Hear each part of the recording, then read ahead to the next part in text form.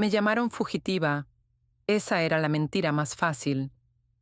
Encajaba perfectamente en sus informes, en los carteles de desaparecida que nadie buscaba de verdad, en los rincones de la sociedad, donde chicas como yo se deslizaban silenciosamente hacia archivos olvidados. Pero yo no había huido. No realmente. Fui arrojada a la tormenta. Comenzó en una noche que olía a neumáticos quemados y pavimento mojado. Recuerdo la lluvia torrencial más que el dolor. La forma en que empapó mis zapatillas, pegó mi pelo a mi frente y convirtió las farolas en fantasmas con forma de lágrima. Mis manos temblaban, sangre en mis palmas, un grito atascado en mi garganta. Estaba corriendo, sí, pero no huyendo.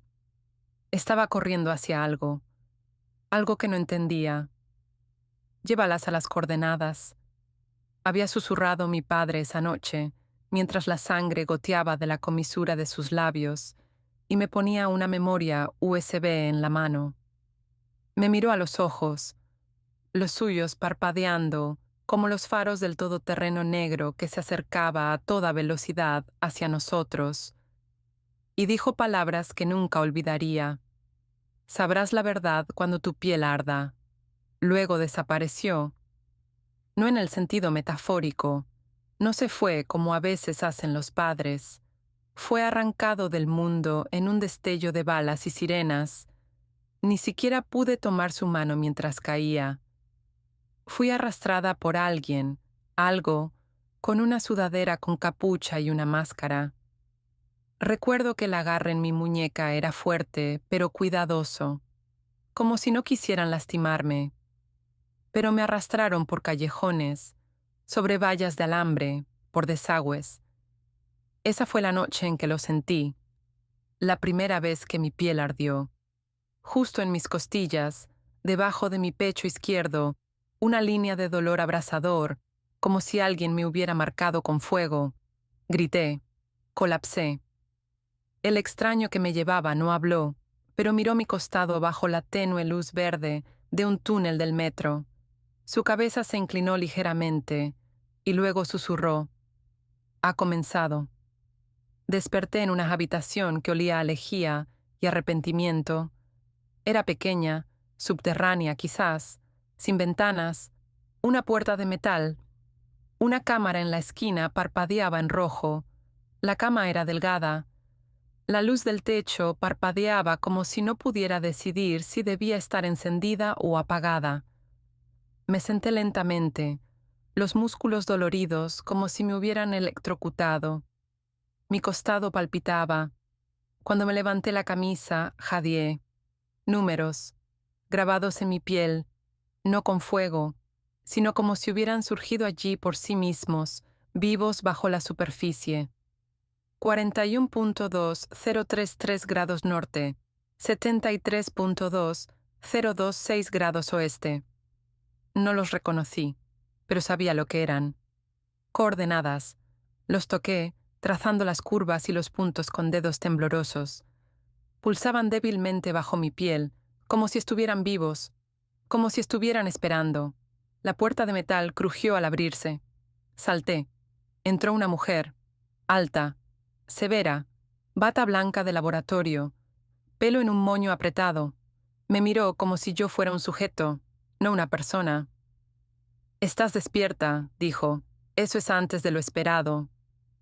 «¿Dónde estoy?», pregunté. No respondió. En lugar de eso, se acercó, sacó una linterna de su bata y revisó mis pupilas como si estuviera en un ensayo médico. «Te han inyectado», dijo fríamente. «Eso significa que las coordenadas están activas. ¿Recuerdas lo que te dijo tu padre?» Me quedé helada. Asintió para sí misma, como si mi silencio confirmara algo. «No eres la primera», dijo, «pero podría ser la última». «¿Qué quieres decir?», pregunté. «¿Dónde está mi papá? ¿Quién eres tú?». Retrocedió. Su rostro se suavizó ligeramente, pero no de una manera amable, de una manera calculadora, como una científica que acaba de darse cuenta de que su experimento Podría ser más inteligente de lo que pensaba. Aún no estás lista para la verdad, dijo, pero la cuenta atrás ha comenzado. Tu cuerpo te guiará, te guste o no. Luego se giró y salió. Intenté correr. Por supuesto que lo hice, pero la puerta estaba sellada, sin manijas. La cámara seguía cada uno de mis movimientos. Durante horas, quizás días, me senté allí, comiendo galletas rancias, bebiendo de un grifo, caminando por la habitación hasta que mis pies sangraron. Pero entonces empecé a oírlo, un zumbido bajo el suelo, como si algo en las profundidades me estuviera llamando, algo conectado a esos números en mi piel, y empecé a soñar, no solo con mi padre, sino con lugares que nunca había visto. Mapas grabados en el reverso de mis párpados, edificios sin puertas, voces hablando en estática. Al séptimo día, la puerta se abrió de nuevo. Esta vez, no era la mujer de la bata de laboratorio. Era el chico del callejón. Llevaba la misma sudadera con capucha, ojos oscuros, intensos. Me miró y dijo una palabra. «Corre». Y eso fue exactamente lo que hice. No hice preguntas. Corrí. El chico no dijo su nombre. Simplemente agarró mi muñeca como lo había hecho esa noche en el callejón y me arrastró por un pasillo que no pertenecía a ningún hospital o centro de detención. Era frío, metálico, zumbando con electricidad oculta. Luces fluorescentes parpadeaban sobre nosotros como ojos nerviosos observando desde arriba. Mientras corríamos por pasillos estériles y pasábamos junto a puertas cerradas, vislumbré cosas que no podía entender. Habitaciones llenas de cables extendidos sobre cuerpos humanos como marionetas, cubas llenas de un líquido verde brillante y monitores que mostraban coordenadas que no eran las mías. Estaban rastreando a otros. No era la única. ¿A dónde vamos?, jadeé finalmente, pero el chico no respondió. Se detuvo solo una vez, ante un teclado numérico incrustado en la pared. Sus manos se movieron rápido, introduciendo un código. Noté las cicatrices en sus nudillos, los moratones que se desvanecían en su cuello. Cualquiera que hubiera sido su vida antes de esto, no había sido fácil. La pared se deslizó para abrirse. Detrás, un túnel de servicio revestido de tuberías oxidadas. «Te estarán buscando en menos de un minuto», dijo, hablando por fin. Su voz era grava envuelta en seda. «Tenemos que llegar a la superficie». «¿Quién eres?», exigí. Me miró durante un largo momento antes de responder. Me llamaba Theo, antes de que me lo arrancaran a fuego. Luego se giró y empezó a correr de nuevo. Salimos a la noche, en algún lugar detrás de una estación de tren abandonada. La luz de la luna golpeó mi piel e instantáneamente los números en mis costillas pulsaron como si estuvieran absorbiendo el aire frío. Hormigueaban, dolían. Algo dentro de mí susurró, «Norte». Theo me entregó un teléfono roto. «Sin llamadas», dijo. «Solo mapas. Necesitas encontrar la ubicación a la que apuntan esos números. Por eso te están cazando». «¿Por qué siento que voy a explotar?», pregunté, todavía jadeando. Me miró, realmente me miró, y por un segundo vi el miedo bajo su calma. Porque las coordenadas no son solo tinta, están codificadas, despiertan algo. Esa noche me escondí en un motel destartalado a millas de la ciudad. Me senté en el baño con la puerta cerrada e introduje los números en la aplicación de mapas. 41.2033 grados norte, 73.2026 grados oeste. El marcador cayó en medio de la nada, cerca de un cementerio boscoso en Connecticut, sin nombres, sin carreteras, solo un cuadrado gris rodeado de árboles. Lo miré fijamente durante horas. Al amanecer, empecé a caminar. Tomó 2 autobuses y 4 millas a pie llegar al lugar. Sin señales, sin puertas, solo un claro entre los árboles y un sendero cubierto de musgo. Pero en el momento en que crucé la línea de árboles, las coordenadas en mi piel ardieron. Se me cortó la respiración. Se sentía como fuego mezclado con hielo, como si el dolor me estuviera arrastrando hacia adelante. Lo seguí. El sendero serpenteaba, y al final vi lo que parecía una tumba, sin lápida, sin flores, solo un trozo de tierra removida y una pala oxidada apoyada contra un árbol. No sé qué me impulsó a hacerlo. Quizás el instinto, quizás lo que sea que estuviera despertando dentro de mí, pero agarré la pala y empecé a cavar. La tierra estaba suelta, como si alguien ya hubiera estado allí. Cavé durante 10 minutos antes de golpear algo duro. Madera, una caja. Pequeña, no un ataúd. Más bien una caja de seguridad, del tipo que alguien podría enterrar en una cápsula del tiempo. La saqué y limpié la tierra. Estaba marcada con las mismas coordenadas grabadas en mi piel, sin pestillo, solo un escáner de huellas dactilares. Coloqué mi mano sobre él. La cerradura hizo clic y se abrió. Dentro había un trozo de papel doblado, una fotografía y un collar que reconocí al instante. Había pertenecido a mi madre. Mi corazón se detuvo. Desdoblé el papel. La letra de mi padre. Si estás leyendo esto, aún no han matado la verdad. Sigue la segunda coordenada, pero ten cuidado, la próxima ubicación está dentro de ti. Debajo, garabateado en letras pequeñas, no confíes en nadie que diga que tu madre está muerta. Me senté allí, en el bosque con las manos temblando, la fotografía cayendo a la tierra a mi lado. Era yo, de bebé, pero no con mi padre, con una mujer cuyo rostro no reconocí, y sin embargo, algo dentro de mí susurró, «Madre». Miré la fotografía hasta que mi visión se nubló, no por las lágrimas, sino por algo más extraño, como si mi cerebro no pudiera procesar la verdad que mis ojos intentaban darle. La mujer de la foto me acunaba con brazos suaves. Su piel era más clara que la de mi madre, su pelo rojo como hojas de otoño, atrapadas por la luz del sol. Su sonrisa era suave y desconocida, pero mi cara de bebé, esos ojos grandes, el hoyuelo en la mejilla izquierda, no había lugar a dudas. Ese bebé era yo. Entonces, ¿quién era ella? La mujer a la que había llamado mamá toda mi vida tenía el pelo negro azabache, piel olivácea y ojos hundidos, llenos de historias que nunca contó. Me había criado con manos temblorosas y verdades a medias, pero esta mujer de la foto me sostenía como alguien que me conocía. Un temblor recorrió mi pecho. Toda mi vida era una mentira. Doblé la nota, la foto y el collar de nuevo en la caja y la envolví con fuerza en la toalla de motel deshilachada que había traído en mi bolso.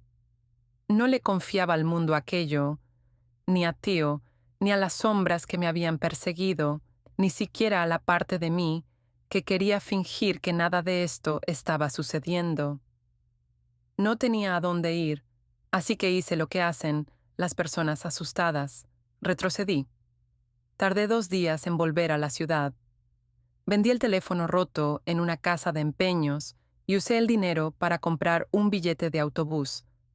Cuanto más me acercaba a mi antiguo edificio de apartamentos, más pesadas se volvían mis piernas. Cuando llegué, me paré al otro lado de la calle y miré hacia el tercer piso. Las ventanas estaban tapiadas, luces apagadas, desaparecidos. Así de simple.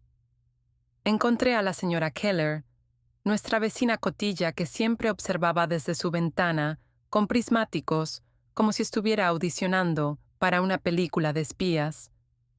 Se fue hace semanas, dijo cuando llamé a su puerta.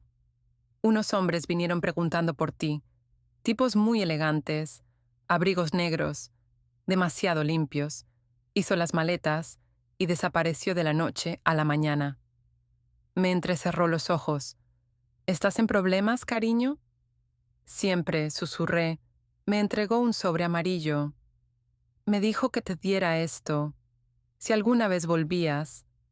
Dentro del sobre, un recibo doblado de una gasolinera en Maryland, un billete de tren de ida a Boston, con fecha de hacía 2 semanas, y una nota escrita con la misma letra apresurada que conocía de cada nota adhesiva en nuestra nevera.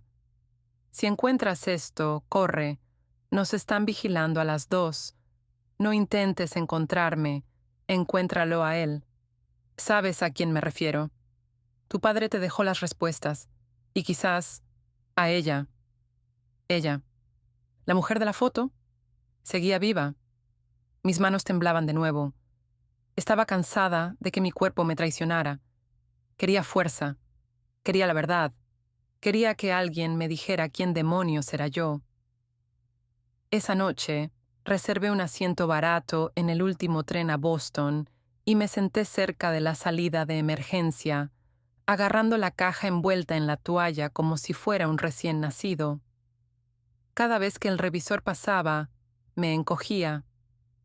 Cada vez que mi teléfono vibraba con una llamada de spam, mi corazón golpeaba mis costillas como si quisiera salir. Mientras el tren atravesaba el campo oscuro, recordé la última línea de la nota en la tumba.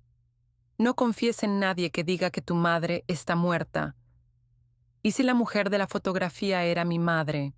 ¿Y si la mujer que me crió no era mi verdadera madre, sino alguien que me protegía? O peor, alguien que me escondía. ¿De qué? No dormí esa noche, no realmente, y con la primera luz de la mañana, Boston se levantó en la ventana, gris, extensa, viva. En algún lugar de esta ciudad esperaba la siguiente pista, y no iba a parar hasta encontrarla. En el momento en que mis pies tocaron el andén en South Station, algo cambió. No me refiero al aire ni a la luz, ni siquiera al mundo que me rodeaba. Algo cambió en mí, como si acabara de entrar en una ciudad donde mi historia ya vivía, y hubiera estado esperando a que yo la alcanzara. No perdí tiempo. Encontré un reservado en una esquina de una concurrida tienda de donuts, con café aguado y wifi potente. Saqué la caja y abrí mi cuaderno. Las coordenadas, lo último que mi padre dijo antes de desaparecer. Las tecleé. 42.3765 grados norte, 71.2356 grados oeste. Apareció un lugar al oeste de Boston, Watertown, un tranquilo pueblo residencial, sin marcadores obvios, sin chinchetas rojas ni sitios señalados, pero algo en ello hizo que se me encogiera la garganta. Cuanto más me acercaba con el zoom, más familiar me resultaba. Sabía que tenía que ir. Me costó 2 transbordos de autobús, una caminata de 10 minutos y mucho sudor nervioso antes de llegar al lugar. Era una calle con aceras agrietadas y arces envejecidos que se arqueaban como guardias. La luz de media mañana hacía que las casas parecieran apacibles, pacíficas, el tipo de lugar que nunca adivinarías que fue el último susurro de un hombre desaparecido. Las coordenadas conducían a una casa de ladrillo de 2 pisos con contraventanas verdes y un buzón oxidado, sin nombre en el buzón, sin coches en la entrada, solo silencio, hasta que la puerta se abrió y un hombre salió. No era viejo, quizás a mediados de los 30, alto, pálido, con el pelo rubio que se rizaba ligeramente en las orejas y ojos que se clavaron en mí como la mira de un francotirador. No pareció sorprendido de verme. Parecía que me había estado esperando. «Clara», dijo. Mi cuerpo se congeló. No le había dicho mi nombre.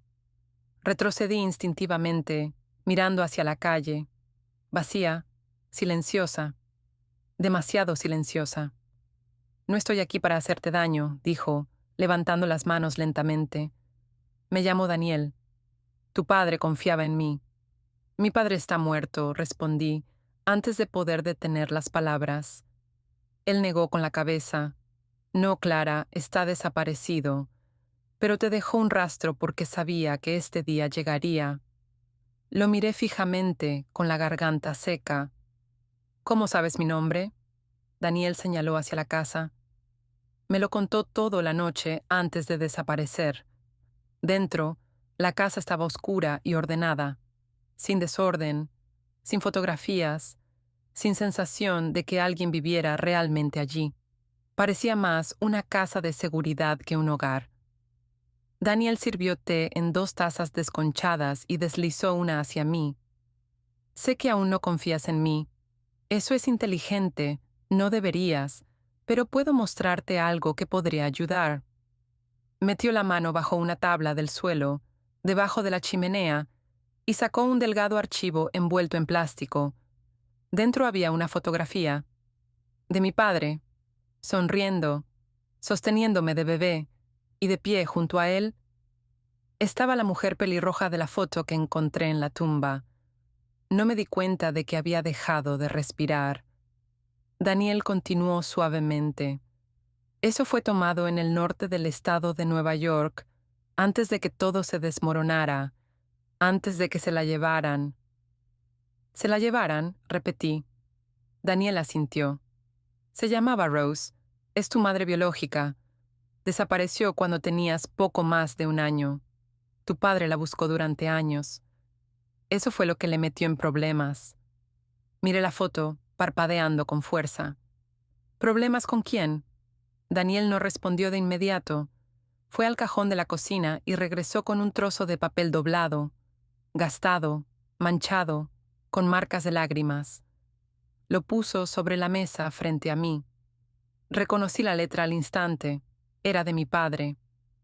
Si estás leyendo esto, Clara, significa que no lo logré. Pero necesito que sigas adelante. Todo lo que enterré es para ti. Las coordenadas, el nombre, la verdad. Confía en Daniel y encuentra la casa con la puerta marcada por el sol. Está viva y está esperando. Mis ojos se alzaron hacia Daniel. ¿La casa con la puerta marcada por el sol? Pregunté. Él asintió. Te llevaré allí, pero tienes que estar lista. Una vez que vayamos, no habrá vuelta atrás. Miré la fotografía de nuevo, los ojos de mi padre, brillando con algo que no había visto desde que era niña. Esperanza, amor, urgencia. Doblé la carta lentamente, sintiendo cada respiración como una cuenta atrás. Estoy lista, dije, y lo decía en serio. Daniel nos llevó en silencio. Las calles se estrecharon a medida que dejábamos atrás la ciudad. Los árboles se espesaron a ambos lados, como si la naturaleza se estuviera cerrando, tragándose la carretera por completo. Pasamos por pueblos tranquilos que parecían intactos por el tiempo, gasolineras con pintura desconchada, cafeterías con menús descoloridos en las ventanas, hileras de casas con contraventanas torcidas. Pero no podía concentrarme en nada de eso. Todavía sostenía la carta. Todavía oía la voz de mi padre resonar en mi cabeza. Encuentra la casa con la puerta marcada por el sol. No tenía sentido. Sonaba como algo de un cuento de hadas. Pero cuando has crecido atormentada por la desaparición de un hombre, y la verdad finalmente se abre paso a través de la superficie, como un temblor antes de un terremoto, dejas de cuestionar lo imposible, porque lo imposible de repente se siente como la única cosa real. Entramos en un estrecho camino de grava en las afueras de una zona boscosa en Ashburnham. La casa no era grande, era una cabaña en realidad. Madera vieja y desgastada y un porche que se hundía ligeramente hacia la izquierda. Pero en la puerta principal, tenue pero visible incluso a través de la suciedad y el musgo, había un símbolo tallado de un sol. Parecía grabado a mano, casi primitivo, un círculo rodeado por 8 rayos dentados. Se me erizó el vello de los brazos. Daniel no se movió para salir. Se sentó detrás del volante, con ambas manos agarrando el volante con fuerza. Aquí es donde dijo que todo comenzó, murmuró, y donde todo terminó. Me volví hacia él. ¿Qué quieres decir? No respondió. Solo asintió hacia el porche. Salí primero. La puerta principal crujió al abrirse antes de que la tocara. Dentro había polvo, silencio, quietud, pero también memoria, no la mía. Aún no, pero podía sentirla en las paredes. Algo había sucedido aquí. Algo pesado, algo sagrado. Un pañuelo de mujer colgaba de un gancho junto a la puerta. Floral, descolorido. A su lado, un par de diminutos zapatos de bebé, intactos por el tiempo, cubiertos por una película de polvo tan suave que parecía ceniza. Me adentré más en la casa, y fue entonces cuando lo vi. Un mural. En la pared de lo que solía ser una guardería. La puerta marcada por el sol era solo el comienzo. Esto era lo que simbolizaba. El mural era una pintura del mismo símbolo del sol, pero a su alrededor había rostros. Rostros de mujeres, niños, familias, todos mirando hacia el sol como si fuera su única esperanza. Me acerqué más y me congelé.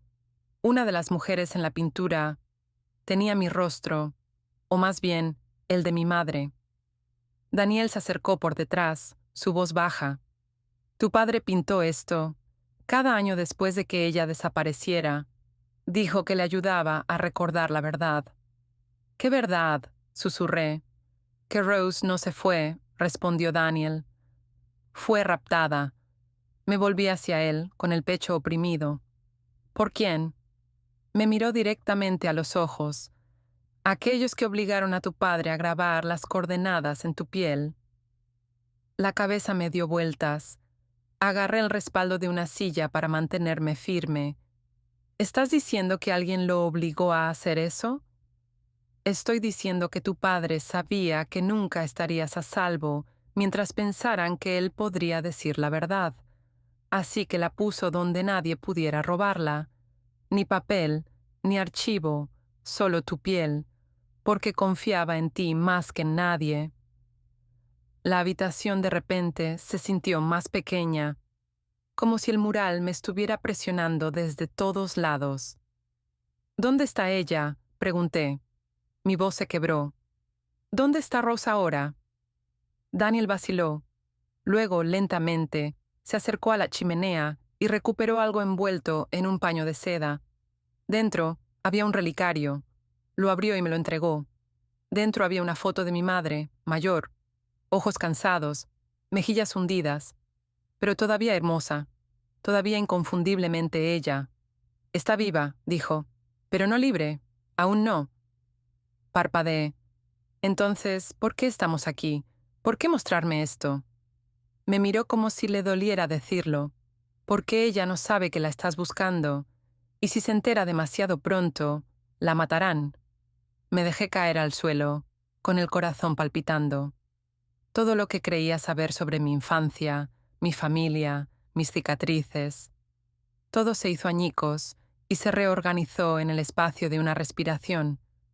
No solo me habían dejado atrás, me habían protegido, escondido, y ahora me estaban llamando para que saliera de mi escondite. Esa noche dormí en la cabaña. El mural me vigilaba como un guardián, y en mis sueños vi un campo de girasoles. La voz de mi padre susurró algo que no pude entender. Mi madre estaba al borde de un río, sosteniendo un bebé que de alguna manera supe que era yo, y detrás de ella, en las sombras de los árboles, había ojos, observando, esperando y ardiendo. Desperté con el suave crujido de las tablas del suelo sobre mi cabeza. Por un momento, pensé que todavía estaba soñando.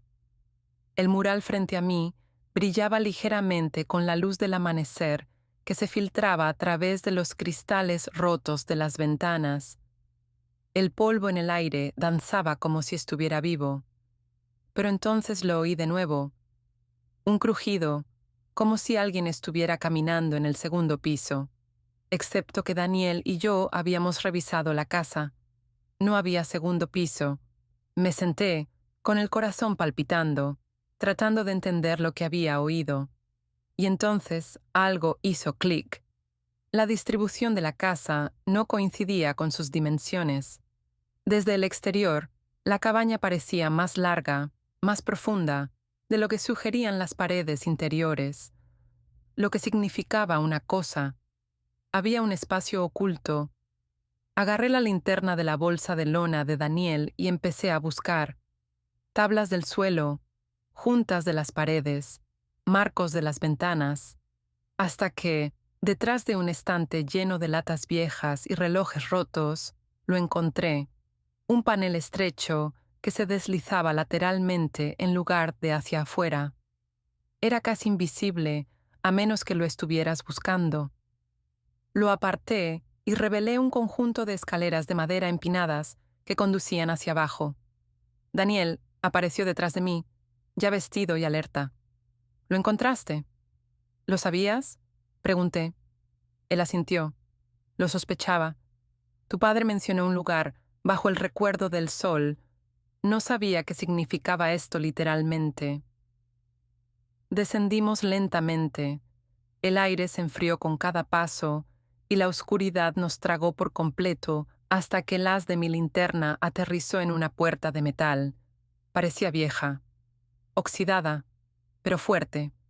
Grabado en su superficie, tenue, pero inconfundible, estaba el mismo símbolo del sol que había visto en el mural y en la puerta principal. Una llave colgaba de un clavo al lado, sin cerradura, solo un gatillo. Giré la llave y la puerta se abrió con un gemido. Dentro había una pequeña habitación, no más grande que un cobertizo de jardín. Paredes de hormigón, una sola mesa en el centro, y sobre ella, extendido pulcramente bajo una lámina de vidrio agrietado, un mapa, no uno tradicional, estaba dibujado a mano, grabado en una delgada lámina de metal.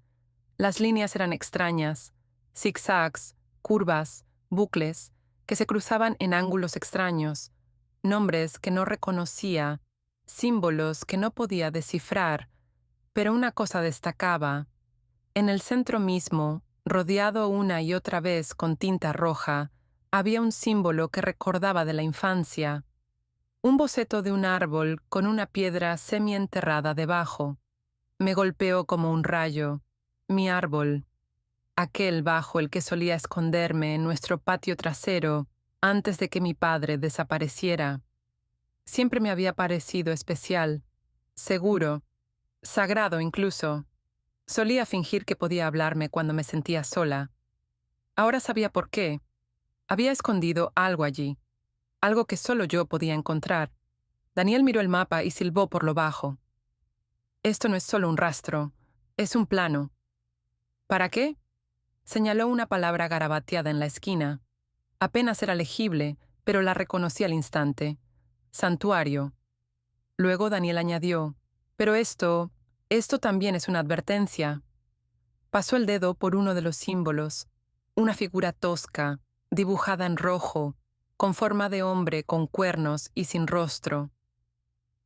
Esta gente de la que tu padre se escondía, llevan aquí mucho tiempo, y él no fue el único al que marcaron. Sentí que algo se movía en lo más profundo de mí, como si una parte de mí hubiera sabido desde el principio que esto iba más allá de la familia. Era generacional, quizás incluso más grande que eso. De vuelta arriba, tomé el relicario que Daniel me había dado, el que tenía la foto de mi madre, y le di la vuelta. Había un grabado que no había notado antes, una serie de números, 44.9, 0 grados norte, 93.2638 grados oeste. Se me cortó la respiración, coordenadas, otra capa. Saqué la carta de nuevo y releí las últimas líneas que mi padre había escrito. Si has encontrado esto, significa que no han ganado. Sigue el mapa. No confíes en nadie. Y pase lo que pase, nunca vayas sola. Miré a Daniel. Él asintió, como si ya supiera lo que iba a decir. Vamos a casa, susurré, al árbol. El viaje de regreso fue diferente esta vez, más urgente, más frágil. Cada señal de tráfico parecía una pista, cada autopista como un hilo que estábamos tirando en un vasto tapiz de secretos. Cuando llegamos a la casa de mi infancia, abandonada ahora, con las ventanas tapiadas y la hierba hasta las rodillas, me congelé. El árbol seguía allí, exactamente donde lo recordaba, pero ahora lo vi como lo que realmente era, un centinela, un guardián de algo antiguo, algo destinado a mí. Caí de rodillas y empecé a cavar bajo las raíces. Daniel ayudó, silencioso, firme. Después de 10 minutos, golpeé algo sólido. Una caja, de acero, cerrada. El mismo símbolo del sol estaba tallado en la tapa. Dentro, envueltos en hule, había 3 cosas. Un segundo mapa, mucho más detallado, con túneles, escondites y zonas seguras por todo el país. Una foto de mi padre, abrazado a un hombre cuyo rostro había sido tachado. Un pequeño libro encuadernado en cuero con la etiqueta Códice de los Marcados. Mis manos temblaron mientras lo sostenía, porque sabía que esto ya no se trataba solo de mi familia. Se trataba de una red, una sociedad, una guerra bajo la superficie de la vida cotidiana. Y yo acababa de entrar en el campo de batalla. Las páginas del códice encuadernado en cuero olían a tierra y fuego, como si hubiera sobrevivido a algo que ningún libro debería. Al abrirlo, el lomo crujió suavemente, revelando una tinta que había envejecido hasta adquirir un profundo tono bronce. La caligrafía era irregular, a veces desesperada, como si las palabras hubieran sido escritas a escondidas, con miedo o en plena huida. La primera página simplemente decía: a los marcados, esto no es salvación, esto es supervivencia. Daniel se inclinó a mi lado. Ninguno de los dos habló, solo leímos. Las páginas estaban llenas de nombres, no de lugares, sino de personas, cientos de ellas, quizás miles, cada una marcada con un extraño símbolo junto a su nombre. Algunas con un círculo, otras con una línea que lo atravesaba, y unas pocas con una X negra. Me encontré susurrando: ¿qué significan estas marcas? Daniel respondió en voz baja: creo que el círculo significa encontrado, la línea, escapado, y la X probablemente significa desaparecido. Se me revolvió el estómago. Hojeé el códice lentamente, como si apresurarme fuera a invocar de algún modo los espíritus de estos nombres. Empezaron a formarse rostros en mi mente, rostros que nunca había visto, pero con los que de alguna manera me sentía conectada. Y entonces lo vi. Mi nombre, escrito claramente, en medio de una larga lista de otros. Junto a él, un círculo. Marcada, localizada, rastreada, murmuró Daniel, leyendo en voz alta la clave de otra página. Pero entonces miró 2 veces. Espera, mira más de cerca. Junto a mi nombre, rodeado por un círculo, había un asterisco. Una nota a pie de página escrita en letra más pequeña: hija del guardián. Ubicación incierta. Vigilar activación. ¿Qué significa eso?, pregunté, con voz temblorosa. Los ojos de Daniel se entrecerraron. Significa que no eres solo una de los marcados, Clara. Eres algo completamente diferente. Seguimos leyendo. El códice hablaba de lugares, casas seguras, ciudades perdidas, túneles subterráneos e incluso nombres de familias enteras borradas de la historia por intentar resistirse a El Círculo. Quienesquiera que fueran, no solo rastreaban personas, cazaban legados, líneas de sangre marcadas, niños nacidos con conocimientos transmitidos en susurros, en sueños, en símbolos dibujados en servilletas o arañados en la tierra de los patios de recreo. Era mucho más grande que yo. y sin embargo, de alguna manera, era mío para heredar. Cerca del centro del libro había una serie de mapas con rutas superpuestas, pasajes seguros que corrían bajo ciudades, bosques y pueblos abandonados. Uno de ellos coincidía con el mapa de metal grabado que encontramos en la cabaña. Pero estos no eran solo mapas de viaje. Eran rutas de escape. Cada una terminaba en el mismo símbolo, un triángulo dentro de un círculo, rodeado por lo que parecían rayos de luz. El santuario, susurré. Daniel asintió. No es solo un lugar, es un movimiento. Leímos los nombres de aquellos que lo alcanzaron, luego los nombres de aquellos que nunca lo lograron. Había historias escritas entre líneas, memorias codificadas, talladas en verdades a medias, ocultando el terror en metáforas. Hubo una entrada que me heló la sangre. Simplemente decía, Laila M. Llegó hasta la estación Hurón, habló demasiado alto, vinieron mientras dormía, le reemplazaron los ojos, la familia nunca volvió a hablar. Cerré el libro de golpe. No quiero terminar así, dije. No quiero ser solo otra línea en el libro de otra persona. No lo serás, dijo Daniel, con voz firme. No solo estás sobreviviendo a esto, eres la siguiente página que no podrán escribir. Esa noche nos quedamos en un motel en las afueras de un pueblo cuyo nombre ni siquiera aprendí. Apenas dormí. El códice ardía en mi mente. Soñé con túneles con voces que llamaban mi nombre, con manos que salían de rincones oscuros, con mi padre de pie al otro lado de una pared de cristal, articulando algo que no podía oír. Cuando desperté, Daniel se había ido. El pánico se apoderó de mí, pero encontré una nota en la mesita de noche. Fui a buscar comida. Vuelvo en 20 minutos. No le abras la puerta a nadie a menos que diga la frase, el cielo es más oscuro bajo tierra. Estaba pensando con antelación, me estaba protegiendo, pero pasaron 20 minutos, luego 30, luego 1 hora. Abrí las cortinas lentamente. Una furgoneta blanca estaba aparcada al otro lado de la calle. Sin distintivos, ventanas tintadas de negro. Me congelé. No había estado allí antes. Mi corazón palpitó con fuerza mientras me apartaba de la ventana. Agarré el códice, los mapas y el cuchillo de Daniel de su bolso. Entonces oí un golpe. 3 veces. Lento, pesado, intencionado. Se me cortó la respiración. No hablé. Otro golpe. Luego una voz. Familiar. Suave. Pero equivocada. Clara. Soy yo. Soy Daniel. Abre. La voz era cercana, pero no era del todo correcta, demasiado tranquila, demasiado uniforme, y no había dicho la frase. Retrocedí y me aferré el códice al pecho. Quienquiera que fuera, no era él. No respiré. No parpadeé. No me atreví a moverme. La voz al otro lado de mi puerta se parecía tanto a la de Daniel que, por una fracción de segundo, casi la creí.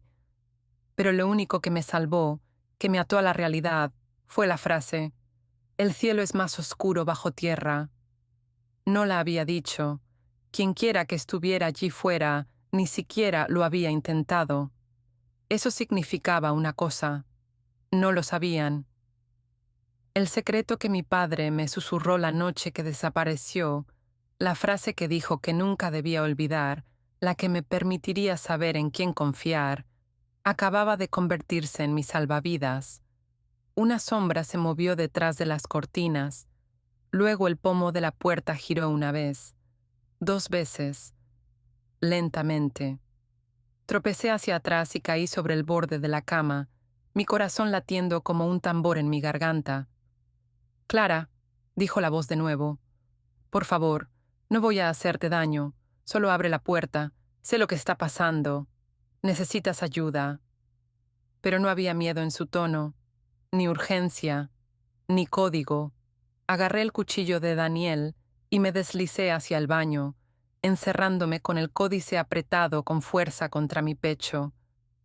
Aquí tienes la continuación de la historia en español. Me agaché en el suelo, temblando, no de frío, sino de instinto. Ese instinto profundo, visceral, que te dice cuándo eres la presa. Y entonces oí algo que me puso la piel de gallina. El raspar de una llave. La cerradura del motel hizo clic. La puerta se abrió con un crujido. Contuve la respiración y atisbé por la rendija debajo de la puerta del baño. Vi botas, negras, lustradas, de tipo militar. No eran de Daniel. Un susurro grave provino de detrás de ellas. Otra voz. Diferente. Dos de ellos. Te dije que estaría sola, dijo uno. El otro respondió. Entonces, ¿dónde está el libro? Quizás se deshizo de él, o quizás... Una pausa. Aún lo tiene. Y se está escondiendo. Sabían lo del códice. Lo habían estado rastreando a él, no solo a mí, y ahora estaba encerrada en un diminuto baño sin ventana, sin salida y sin tiempo. Escaneé la habitación, con el corazón acelerado. Había un conducto de ventilación sobre el inodoro. Pequeño, oxidado, pero quizás lo suficientemente grande para alguien pequeña como yo. Dejé caer el cuchillo en mi bolsillo y trepé, empujando la rejilla con el hombro, hasta que se dio con un suave ruido metálico. Los pasos se acercaron. Estaban revisando el armario. Me metí en el conducto y volví a colocar la rejilla justo cuando uno de ellos intentaba abrir la puerta del baño. Un golpe seco. Luego silencio. Entonces, crash. La derribaron de una patada. Me arrastré por el conducto, sin importarme que me raspara los brazos y las rodillas hasta dejarlos en carne viva. Cada centímetro parecía una milla. Pero recordé algo que Daniel dijo una vez en la cabaña. Si alguna vez necesitas correr, no corras en línea recta, corre con inteligencia. Así que, en lugar de salir por el siguiente conducto, seguí arrastrándome hasta llegar al extremo opuesto del pasillo y me dejé caer en un armario de suministros. Esperé allí, acurrucada entre pilas de toallas de papel y botellas de lejía, hasta que las voces se desvanecieron. Cuando salí, el pasillo del motel estaba vacío. La furgoneta al otro lado de la calle había desaparecido. Pero también Daniel. Busqué por toda la ciudad durante la mañana. Revisé cada cafetería, gasolinera y callejón. Nada. Ni rastro de él. Pero sí encontré algo extraño.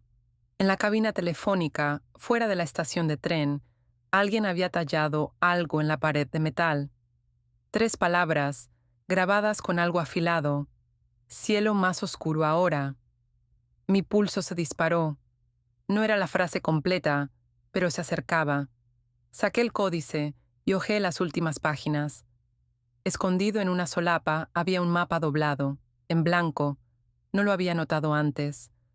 Pero mientras lo abría bajo la luz del sol, una escritura tenue comenzó a aparecer.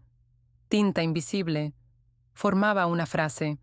Sigue los trenes de carga hacia el oeste. Espera hasta el 4.º túnel. La señal estará allí. Miré hacia las vías en la distancia. Algo dentro de mí cambió. Ya no estaba huyendo. Estaba siendo convocada. Esa noche, subí a un tren de carga en dirección oeste mientras rugía por las afueras de la ciudad. El viento me abofeteaba la cara y el frío me robaba la sensibilidad de los dedos. Pero me aferré al códice como si ahora fuera parte de mí, porque quizás lo era. Y mientras la ciudad se encogía detrás de mí, susurré la frase de mi padre al cielo nocturno. El cielo es más oscuro bajo tierra. Y juro que oí algo susurrar de vuelta. Entonces ya casi estás allí. El tren de carga retumbaba como una bestia mientras cortaba la oscuridad, la luna un pálido testigo de mi viaje. Apoyé el códice contra mi pecho y miré el tenue resplandor del mapa de tinta invisible, memorizando cada curva, cada marca. Conté los túneles mientras el tren rugía al atravesarlos. 1, 2, 3. Cuando el tren chirrió al entrar en el cuarto túnel, el mundo me engulló por completo. Hacía más frío aquí, más frío que afuera, como si el túnel exhalara un aliento helado. Mi respiración formaba nubes blancas, y la oscuridad se aferraba a mi piel como un sudario. De repente, el tren redujo la velocidad, gimiendo como si se resistiera a avanzar. La señal, lo supe. Me deslicé fuera del tren con el corazón latiendo con fuerza, sujetando el códice y el mapa, y di un paso dentro de la negrura. El suelo bajo mis pies era irregular, cubierto de grava y viejas traviesas. El silencio era opresivo, roto solo por el goteo lejano del agua. Contuve la respiración, escuchando el sonido que mi padre me dijo que me guiaría. Un susurro, un aliento de aire moviéndose por el túnel. Entonces lo escuché, suave, una voz apenas audible. Hope, era su voz. Daniel. ¿Pero cómo? Avancé más, el haz de mi linterna cortando la oscuridad. Allí, clavado en la pared del túnel con un clavo oxidado, había un pedazo de papel. Mis manos temblaban al desplegarlo. El mensaje era simple pero escalofriante. No confíes en nadie. El cielo es más oscuro bajo tierra, pero también el corazón del hombre que te persigue. Un escalofrío recorrió mi columna. Daniel había dejado esto aquí, un eco de su advertencia. De repente, un ruido resonó detrás de mí, un choque metálico. Me giré, con el corazón en la garganta, justo a tiempo para ver una figura desaparecer por una galería lateral. No había tiempo para pensar, tenía que seguir. Mis pies retumbaban contra las piedras, mientras perseguía la sombra más profundo en el laberinto bajo la tierra. El aire se volvió húmedo, cargado con el olor a óxido y decadencia, y entonces lo vi. Un tenue resplandor desde una pequeña cámara. Dentro, Daniel estaba atado a un poste, magullado pero vivo. Sus ojos se abrieron al verme entrar. Hope, raspó, están más cerca que nunca. Antes de que pudiera preguntar quién, la puerta de la cámara se cerró de golpe. La cacería estaba lejos de terminar. La cámara era una jaula de sombras y piedra. Desgarré las ataduras de Daniel, con las manos temblando, el códice apretado con fuerza. «Tenemos que movernos», susurró con urgencia. «Están rastreando la señal del códice. No se trata solo de mí. Es sobre lo que está enterrado bajo este pueblo». «¿Qué quieres decir?», pregunté. Daniel tragó saliva, sus ojos oscuros. «Mi padre, tu padre, descubrió algo. Algo que podría cambiarlo todo». Hice una pausa, luchando por respirar. «Las coordenadas tatuadas en tu piel no son solo un lugar. Son una llave. ¿Una llave de qué?», exigí. La mirada de Daniel se clavó en la mía. «A un túnel secreto, uno que conduce a la verdad sobre por qué tu padre desapareció». De repente, la cámara tembló. El polvo cayó desde el techo. Pasos retumbaron afuera. «Vienen», advirtió Daniel. Guardé el códice en mi chaqueta. «Tenemos que salir, ahora». Daniel asintió. Juntos, nos apresuramos hacia un pasaje estrecho que Daniel había visto antes. Era angosto, oscuro, y olía a tierra y secretos. Mientras avanzábamos, Daniel susurró apresuradamente. «El cielo es más oscuro bajo tierra, Hope, pero esa oscuridad oculta lo que quieren mantener enterrado». La piel se me erizó. Entonces comprendí que el verdadero enemigo no eran los hombres que venían por nosotros, eran el silencio y las mentiras que se habían extendido a lo largo de los años. Y yo era la única que podía romperlas. Emergimos en una caverna iluminada por un resplandor extraño. En el centro, un viejo baúl de metal, oxidado y cerrado con llave. Daniel se volvió hacia mí. «Por esto se llevaron a mi padre». Respiré hondo y alcancé el pestillo del baúl. Las coordenadas en mi piel ardían como fuego, guiando mi mano. Cuando el baúl se abrió con un crujido, Supe que todo estaba a punto de cambiar. Mis dedos temblaban mientras levantaba la tapa oxidada. Dentro había un montón de papeles viejos, un diario encuadernado en cuero y una pequeña fotografía descolorida. Saqué primero el diario. La cubierta estaba agrietada, desgastada por el tiempo, pero el nombre en su interior me recorrió la espalda como un escalofrío. A mi hija, Hope. Miré a Daniel, con los ojos bien abiertos. Esto fue de mi padre, susurré.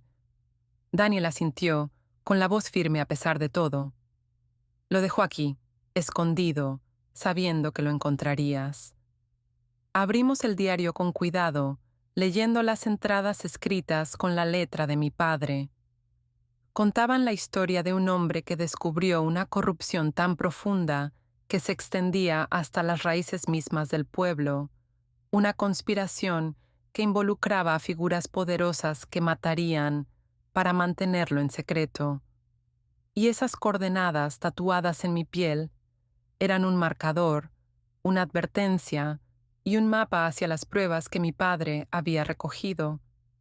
La última entrada terminaba abruptamente. Si estás leyendo esto, Hope, significa que me he ido, pero no he sido olvidado. No confíes en nadie excepto en aquellos que conocen la frase, el cielo es más oscuro bajo tierra. Es la única forma de mantenerse seguro. Mi corazón latía con fuerza. Por eso quieren el códice, no solo el libro, sino las pruebas dentro de este diario, dijo Daniel con gravedad. Tenemos que entregarlo a alguien que pueda exponerlo, dije, con la voz apenas audible. De repente, unos pasos resonaron de nuevo. Más cerca, más rápido. Nos encontraron, dijo Daniel. Agarramos el diario y la fotografía, el rostro en la imagen extrañamente familiar. Mi padre, con una mujer que parecía mi madre, sonriendo antes de que la oscuridad se tragara sus vidas. No había tiempo para detenernos. Corrimos de vuelta por los túneles, esquivando sombras y susurros, con las paredes cerrándose a nuestro alrededor. Salimos disparados de la boca del túnel justo cuando el amanecer rompía el cielo. La luz se sentía como una bendición, como esperanza, pero aún no estábamos a salvo. Daniel sacó su teléfono, con los dedos temblando mientras llamaba a un periodista de confianza con quien ya habíamos contactado antes. Minutos después, un auto frenó en seco. Entregamos el diario, la fotografía y el códice. Mientras el periodista prometía investigar, Daniel se volvió hacia mí. Esto es solo el comienzo, Hope. Asentí, sintiendo que el peso de todo se aligeraba un poco. Por primera vez en mucho tiempo, respiré profundamente. El cielo seguía oscuro bajo tierra, pero sobre nosotros, sobre todos los secretos y mentiras, finalmente había luz. Y ya no estaba huyendo. Estaba lista para luchar.